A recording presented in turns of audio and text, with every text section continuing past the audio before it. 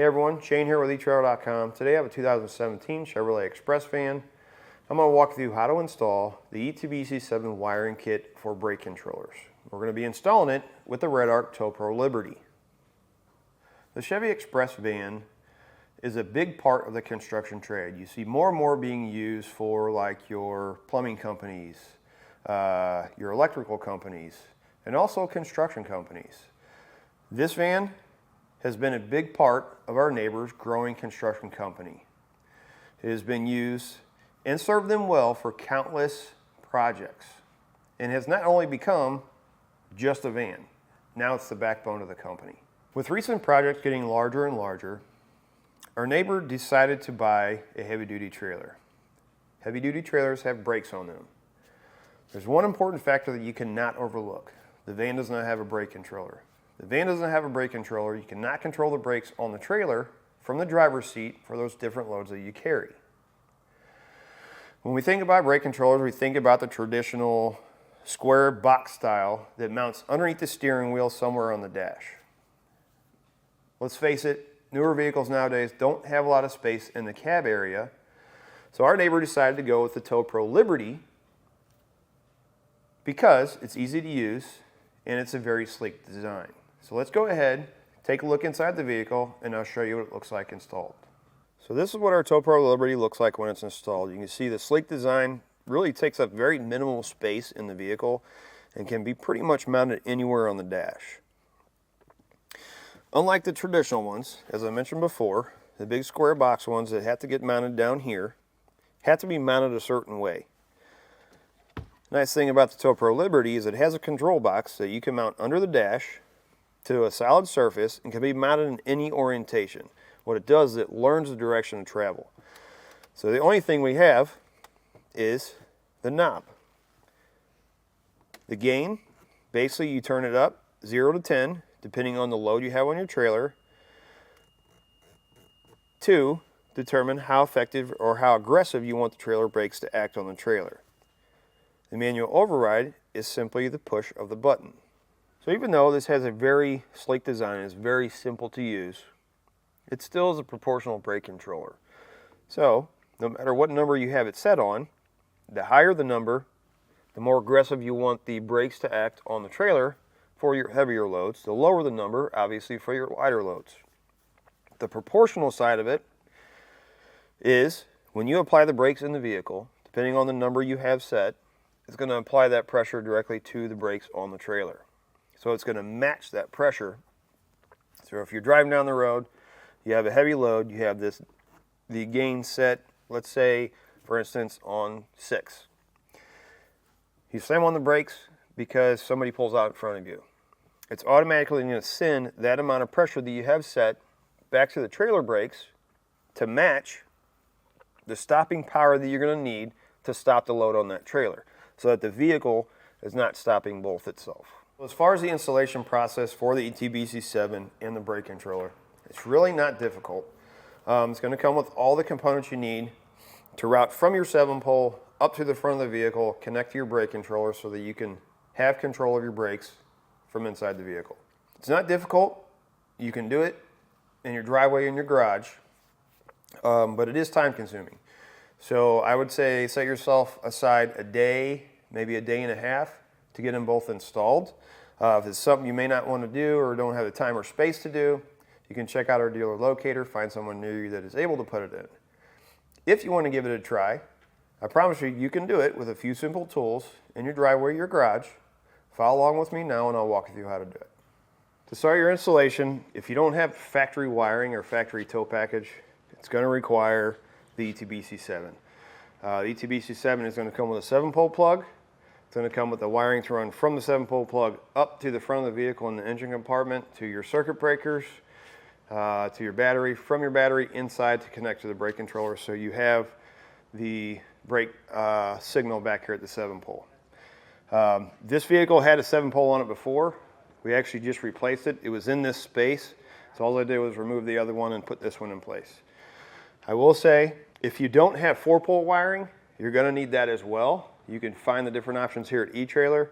Takancha is normally the one that I tend to go towards because you need the 4-pole end to connect to the back of the 7-pole before you run everything up to the front. So this is what the back of the 7-pole is going to look like. You're going to have 2 4-poles. This one, depending on how you want to mount it, it comes with a bracket if you want to mount it to your hitch. And this would sit on the side of it to give you a 4-pole option out the back. This 4-pole here is what I was talking about. It's going to connect to your 4-pole wiring, that if you didn't have it, you're going to need it. And this is what is going to give your 7-pole all of your turn signals, your brake lights, and your running lights.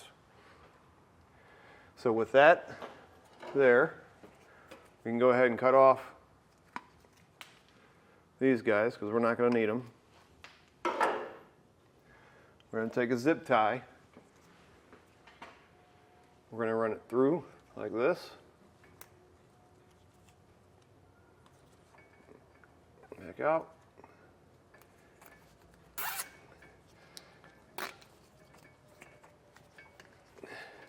And that's going to keep our 2 4-pole ends connected, keep them from coming apart. Unless you want a reverse light circuit, your yellow wire is not going to be hooked up. If it is, you're just going to extend that up and connect it to a reverse light circuit on either side. We're going to be using our blue, our black, and our white. White is going to be a ground. It's going to have a ring terminal on it.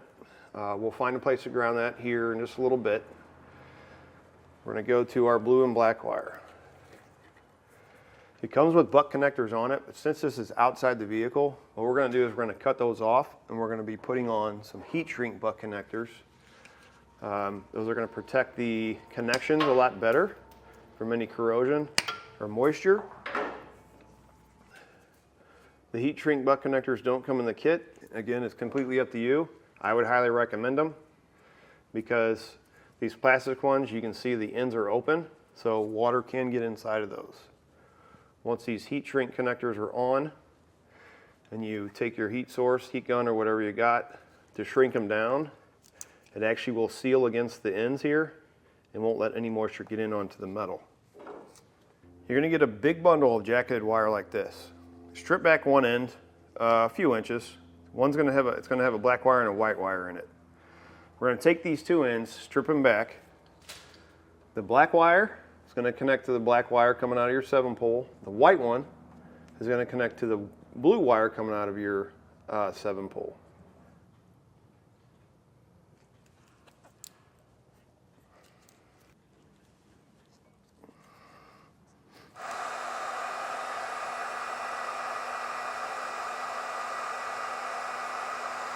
Now we're going to take our ground wire with a self-tapping screw. We need to ground it to the vehicle. So you can see where they had their old one. We're not going to go to the same place, we'll just go next to it.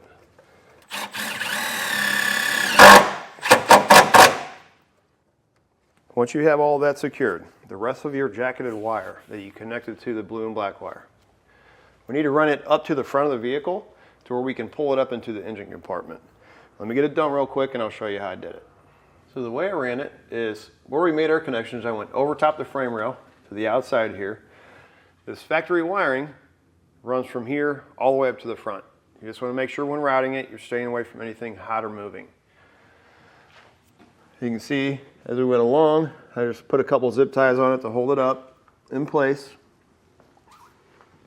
till we got up to right behind the front wheel. Now, as I mentioned before, they had a brake controller and some wiring in here before that we are taking out.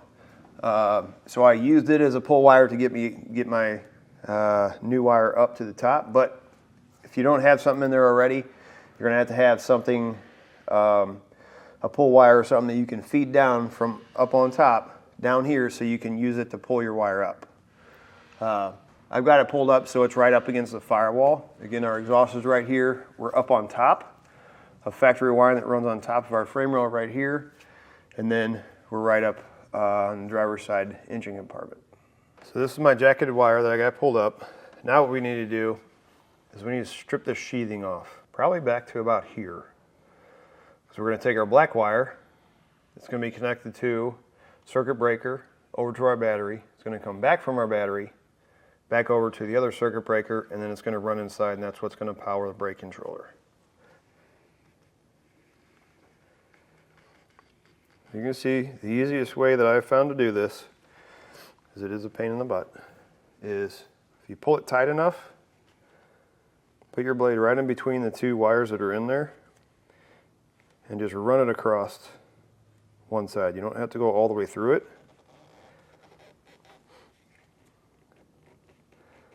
And just go slow. Now that we have it stripped back to here, I went ahead and put a zip tie on this factory wiring that's going to hold our wire up tight. Next thing you need to do is you need to mount your circuit breakers. You're going to get 3 of them in your kit. The 40 amp you're definitely going to use. The 20 and 30 amp is going to depend on the brake controller. 30 amp would be fine if you just want to use that one. That's the one I use. You can see where I mounted them here, right on the firewall, just below this rubber seam. It's going to come with the self-tappers, self-tapping screw. Just drive them in there. My 40 amp I like to keep towards my battery, which is on the passenger side there, and this 25 and 30 amp, or this 30 amp, because we're going to be using it as we run our wire inside, keep it closer to where we're going to be routing it in. So now we're going to take our black wire, get it routed like this, over to our 40 amp breaker. We're going to cut it to size. We're going to be connecting this to our silver post. Strip back the end, put one of our small ring terminals on. That will go on the silver post of your 40 amp breaker. Take the wires that we just cut, or the extra black wire that we have. We'll strip back one end. Add on another small ring terminal.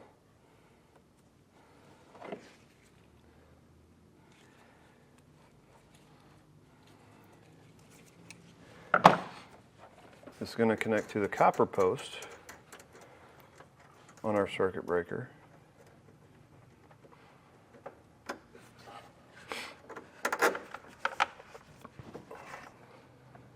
Once we got our first black wire routed over to the positive side of the battery, we need to cut it down to size. Make sure you hold on to the other end that you cut off. Strip it back. We're going to add on a large ring terminal. That's going to be our power going back to our 7-pole plug. Now we need to get power from our battery to our brake controller. So we're going to take the other bit of wire that we have left. We'll add on another large ring terminal.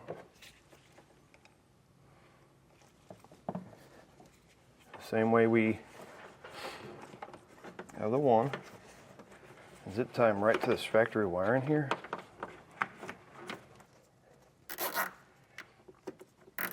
So our second black wire that we ran from the battery side back across, we're going to cut it down to size, put it on the copper post of our 30 amp circuit breaker.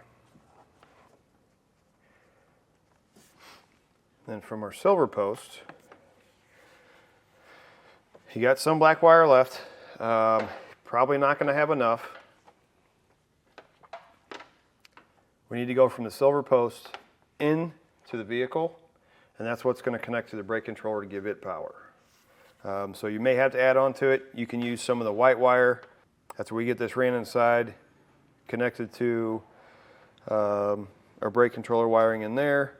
We'll have to use a lot of this to come back out and go back over to the negative side of the battery, which is going to be the ground for the brake controller.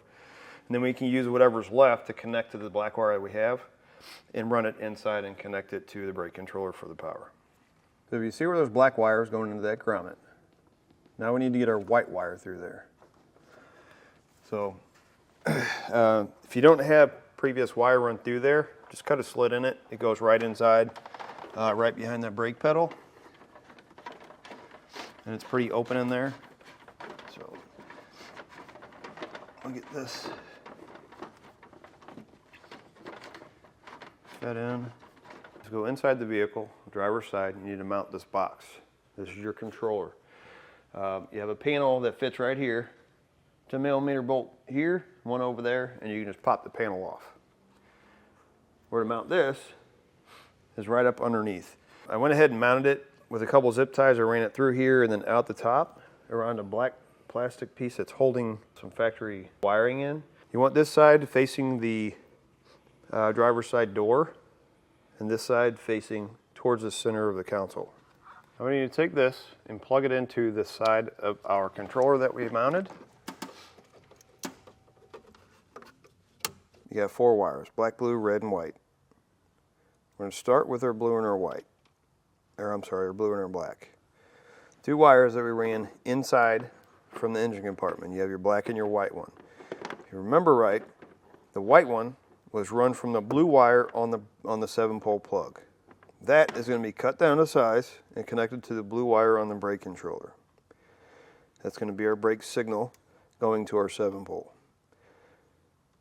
The black wire is our 12-volt hot lead, which this runs over to the battery and then across to our brake control, or to our circuit breakers, and then back in.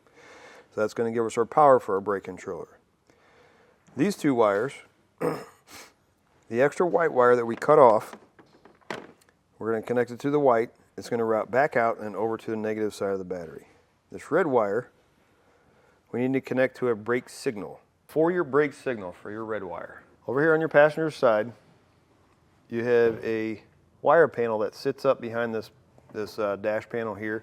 It comes out same as driver's side, 10mm bolt, 10mm bolt, you pop it off. This thing actually sits up inside of here in this plastic casing right here and kind of pops into place. So be careful pulling it out so you don't break the tabs. But what you're looking for is on this brown plug here on the back, there is a white wire with a blue stripe. Now remember, I told you earlier that this was done before. I will investigate to see how the wires are running here before I do anything. And as you can see, this is not how you want to do it. So we're going to be redoing that. But I will show you that that wire is good. So we'll go over to the driver's side there and we'll test the wire that's running over there to show you that that is the correct wire to use. So I have my red wire that's run over there. I have my tester on it, grounded. I got power going to the vehicle.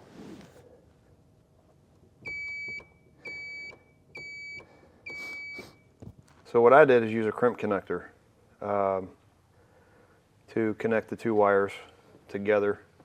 It makes a much better connection than just wrapping the wire on there, because you never know, you could hit a bump, that wire could come off of there. So crimp connector, they come with your brake controller or an ETBC7. So next we need to mount, we need to drill a hole in our dash for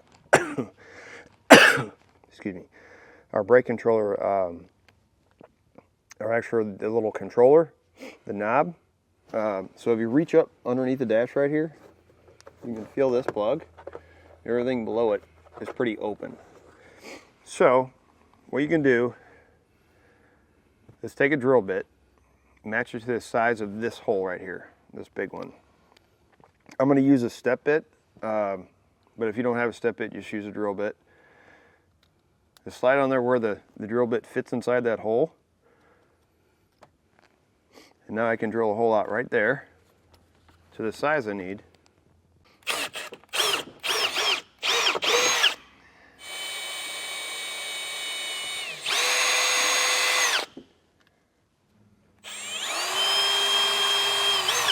Once you have your hole drilled, you're going to have a cable like this. One end's going to have a 90 degree, the other one's going to be straight. We're going to take this part and we're going to put the 90 degree in it. We're going to come up behind the dash and through this hole.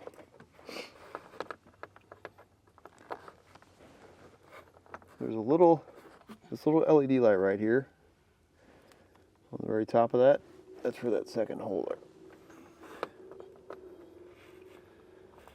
The gray ring, I wasn't actually able to use it because the dash is just a little bit too thick to use it and get this to thread on all the way. Ideally what you want is, when we have this on, to be able to push that because that's going to be your manual override. If you can't get that, that nut needs to be tightened down some more. This nut right here. I've got it about as tight as I can get it right now. So that's how I knew that I couldn't use that gray piece, because we're right where we need to be there. Now that we have that end, we'll take this end and we'll connect it to the other side of our brake controller, the control unit itself, the red box that we mounted underneath the dash.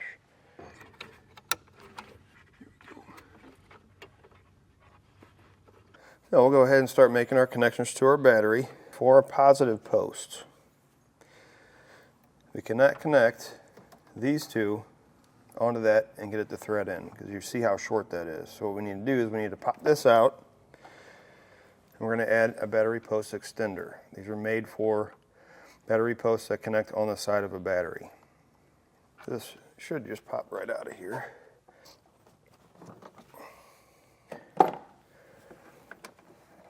So once you pull that guy off, we're going to put this guy on. So we got it. Then we'll be able to connect our two power wires right onto the end of that post. Right this back here. Once you get your wires connected to your battery posts, we'll go ahead and test everything out and make sure it's working correctly. So now we're going to use a test box to simulate being hooked up to your trailer. Running lights, left turn, right turn, brakes, brake controller. Once you've tested everything out, you know it's working correctly, clean up your wiring, and you're ready to go. So going to do it for a look at and installation of the ETBC7 with the RedArc Tow Pro Liberty brake controller on a 2017 Chevy Express van.